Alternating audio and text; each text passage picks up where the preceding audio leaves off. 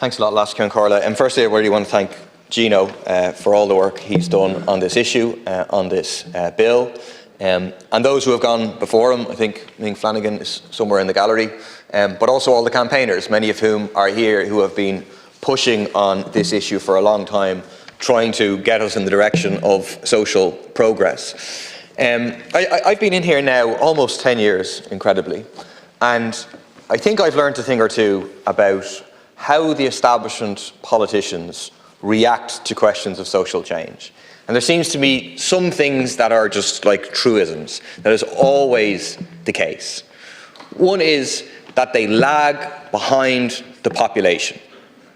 Another is that if the opportunity presents itself to kick the can down the road, they will take it, they will kick that can as far as they possibly can.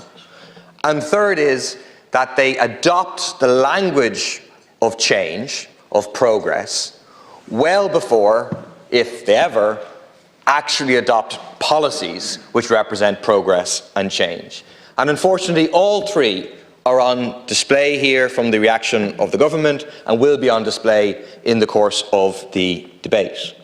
So it's clear the people are ahead of the politicians. That's what the Citizens' Assembly shows. Citizens' Assembly is very, very clear in terms of a proper health-led approach, in terms of decriminalisation. The Citizens' Assembly came within one vote of recommending legalisation of cannabis, which I think would be the right thing to do in terms of actually taking this out of the control of the criminal gangs, having proper state control and regulation and so on. But they're very clear in terms of decriminalisation, and yet the state is dragging its heels and the politicians are dragging their heels. Secondly, kicking the can down the road. That's what the government plans to do today. So you're going to have a timed amendment and the government's going to say very reasonably, sure, we have the Citizens' Assembly, we need to take time to consider the Citizens' Assembly, we need to take that time, and therefore let's just delay this and say it passes in 9 months' time.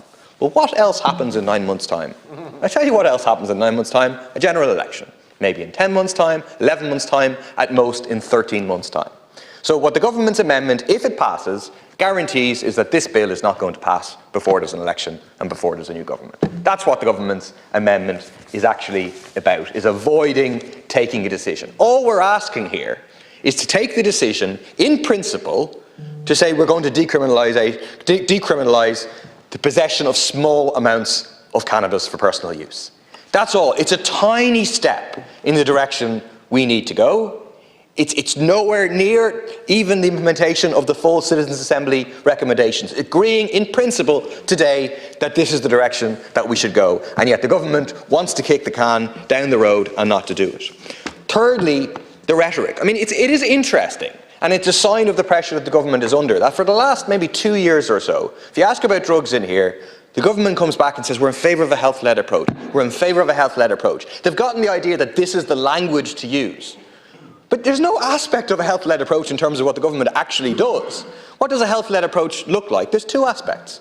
One is stop criminalising people for taking drugs, and the other is invest in the health services, invest in tackling inequality, in tackling deprivation, in tackling trauma, invest in addiction services, invest in the health services to actually deal with problem drug use, drug abuse and drug addiction. But that's also not happening. So the government just has the language of a health-led approach while continuing with a war on drugs criminalisation type approach, proven by the fact that there's over 12,000 recorded offences for possession of an illicit drug for personal use in 2022. Possession of an illicit drug for personal use was 70% of all drug offences for 2022. And it was summed up by Micheál Martin, the Taoiseach, being asked recently about an injection centre in Cork.